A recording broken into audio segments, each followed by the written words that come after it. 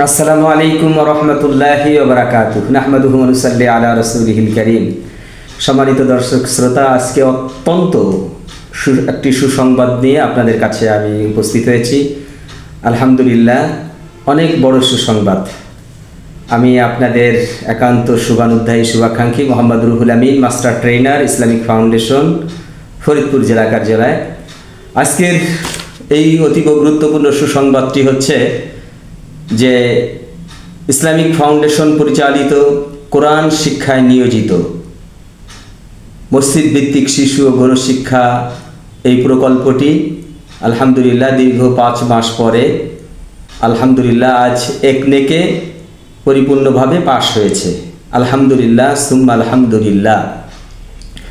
আমরা আজকে এই প্রকল্প কিছু নাম পরিবর্তন, তারপরে সম্মানী কার কি এমন কি হলো এবং ঈদের আগে আমাদের সম্মানী পাচ্ছি কিনা এই বিষয় সংক্রান্ত নিয়ে কিছু কথা আপনাদের কাছে উপস্থাপন করব।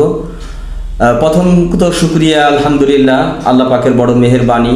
বহু ষড়যন্ত্র চক্রান্ত দুর্বিসন্ধির পরে আলহামদুলিল্লাহ আল্লাহ পাকের কোরআনের কারিমের খেদমতে নিয়োজিত এই মসজিদ ভিত্তিক শিশু গণশিক্ষা প্রকল্পটি অবশেষে আল্লাহ পাক সুন্দরভাবে সুষ্ঠুভাবে পাশ করার ব্যবস্থা করে দিয়েছেন। আজকে একনেকের মিটিংয়ে ডক্টর মোহাম্মদ ইউনুস নিজেই উপস্থিত থেকে অন্যান্য সদস্যদের উপস্থিতিতে আমাদের এই প্রকল্পটি আলহামদুলিল্লাহ পাশ হয়েছে। প্রকল্পের নামের মধ্যে একটু পরিবর্তন এসেছে, সেটা হচ্ছে নৈতিকতা ও ধর্মীয় মূল্যবোধ উন্নয়নে মসজিদ ভিত্তিক শিশু ও গণশিক্ষা কার্যক্রম। এটা হচ্ছে 8ম পর্যায়ে। আমরা প্রকল্পের নাম অবশ্যই মনে রাখব, একটু খুব খেয়াল করব। অনেকে বলে এটা টাকা কোথা থেকে আসে, কারা চালায়। এটা বাংলাদেশ সরকারের ধর্ম বিষয়ক মন্ত্রণালয়ের অধীনে এটা পরিচালিত হয় এবং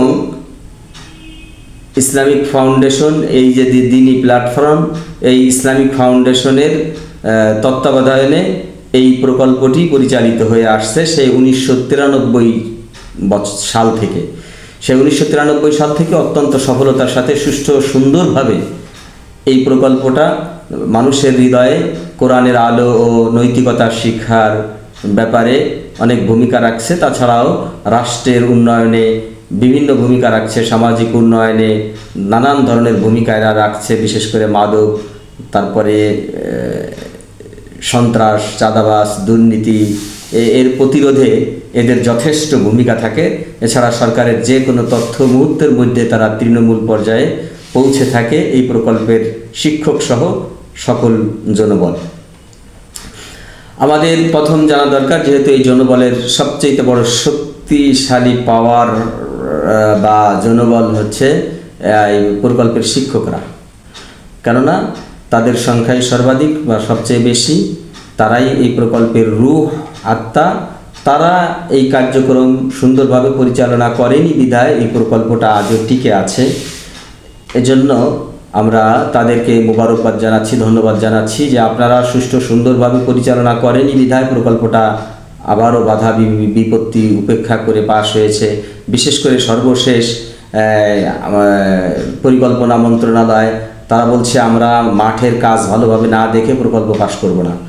এই শেষ মুহূর্তে 5 মাস বেতন বন্ধ, তারপরেও আপনারা সুন্দরভাবে কাজ পরিচালনা করেছেন, যে কারণে আকস্মিক অনেক জায়গায় কেন্দ্র পরিদর্শন করে তারা দেখতে পেয়েছে যে না, প্রকল্প সুষ্ঠু সুন্দরভাবে চলমান, সুতরাং তারা বকেয়া সহ বেতন পাওয়ার হকদার বিধায়ী তারা এটাকে সমর্থন জানিয়ে এই প্রকল্প পাশ করেছে।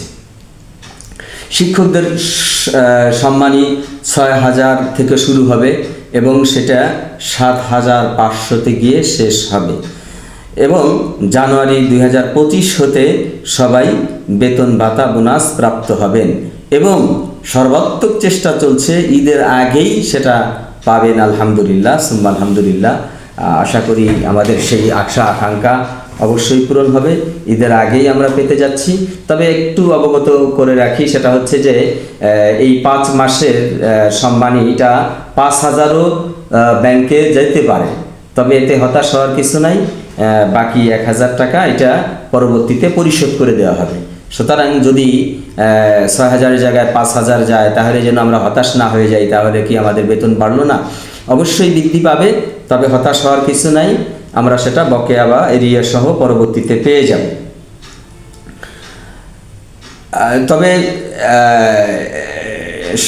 শুকরিয়া আদায় করা দরকার যে আলহামদুলিল্লাহ আমাদের সম্মানই বৃদ্ধি পাচ্ছে শিক্ষকদের, তারপরে কেয়ারটেকারদের, কর্মীদের, কিন্তু বেতন ভাতা বৃদ্ধি পাচ্ছে না যারা এইখানের জনবল, তাদের বেতন ভাতা কিন্তু বাড়তেছে না। তারা সপ্তম পর্যায়ে যা পেয়েছে এই প্রকল্পে তাই পাচ্ছে।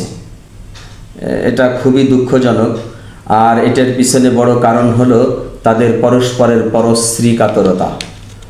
পরশ্রীকাতরতার কারণে তাদের বেতন ভাতা বৃদ্ধি পায় নাই। এটার ব্যাখ্যা আমি দিচ্ছি না, তবে এটার সংক্ষেপে এতটুকু বলি যে একে অপরের প্রতি হিংসা বিদ্বেষের কারণে তারা সকলেই ক্ষতিগ্রস্ত হয়েছে চরমভাবে।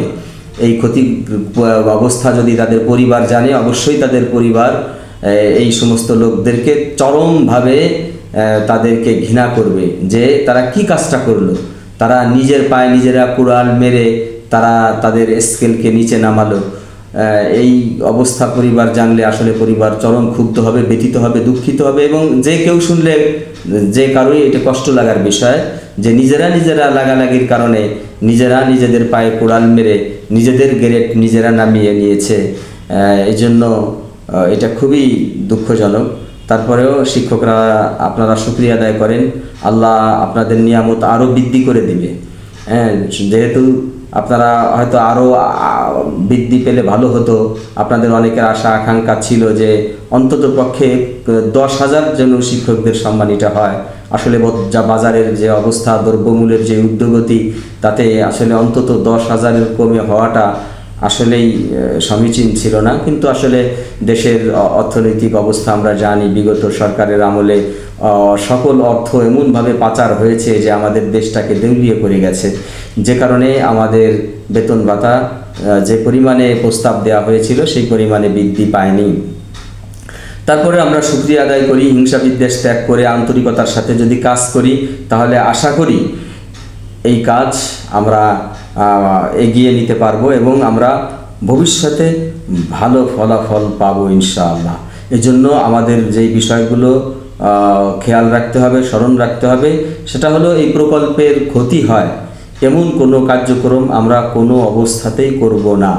কারণ এর সাথে আমার দুনিয়া এবং আখেরাত জড়িয়ে আছে, মিলিয়ে আছে। জাতির উন্নতি, অগ্রগতি, মানুষকে মানুষ হিসেবে গড়ে তোলার প্রচেষ্টা আমরা এখানে করে থাকি, কোরআনের আলোয় আলোকিত করে থাকি। এজন্য মেহেরবানি করে আমরা সৎভাবে আমাদের চেষ্টা যদি অব্যাহত রাখি, ইনশাআল্লাহ আমরা এগিয়ে যাব, এই প্রকল্প রাজস্বতে যাবে। অনেক শিক্ষক হীনমন্যতায় ভোগে যে আরে এই প্রকল্প কি রাজস্ব হবে কোনো দিন, এটা মনে হয় সম্ভব না।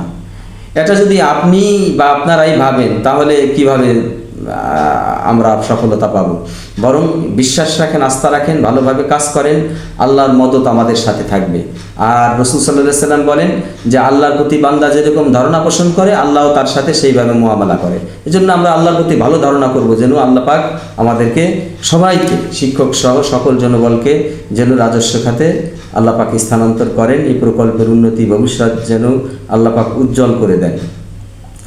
আর এজন্য আমাদের সততার উপর অটল অবিচল থাকতে হবে।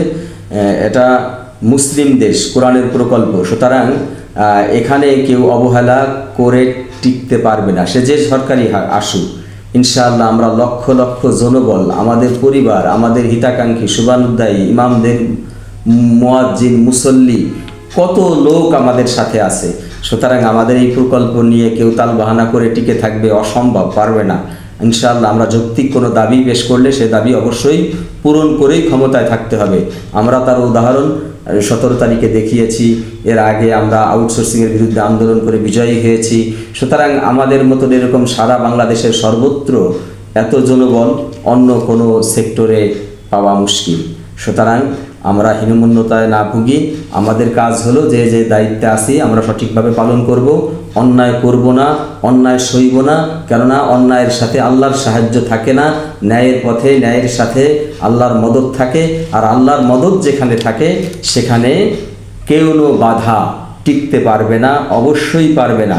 ইনশাআল্লাহ আমরা এগিয়ে যাব, আমরা অন্যায়কে কোনোভাবেই প্রশ্রয় দেব না। বিশেষ করে শিক্ষক ভাইদের অনুরোধ করব, সে যত বড় হুমড়াচমড়া হোক, ক্ষমতাশালী হোক, পাওয়ারফুল হোক, খবরদার প্লিজ আপনাদেরকে একেবারে বিনয়ের সাথে অনুরোধ করে বলবো, আপনারা খবরদার কোনো অন্যায় প্রশ্রয় দিবেন না। আপনারা নিজেরা সততার উপরে চলবেন এবং কেউ অন্যায়ের প্রস্তাব দিলে অবশ্যই প্রত্যাখ্যান করবেন এবং প্রস্তাবকারীর মুখোশ উন্মোচন করে দিবেন। আলহামদুলিল্লাহ আমরা ভালো কর্তৃপক্ষ পেয়েছি, আমাদের এই সময়ে সুবর্ণ সুযোগ আমাদের এগিয়ে চলা। আমাদের ধর্মীয় উপদেষ্টা একজন বিজ্ঞ প্রাজ্ঞ আলেম, আমরা ডিজি পেয়েছি আলহামদুলিল্লাহ। এই দ্বীনি প্রতিষ্ঠানের দীর্ঘকাল কাঙ্ক্ষিত সেই ডিজি একজন আলেম এবং একজন দক্ষ একজন বিচারক, তিনি আমাদের ডিজি। সুতরাং আমরা পিডিও ভালো পাবো, বর্তমানে যে ভারপ্রাপ্ত আছেন তিনিও ভালো একজন পিডি।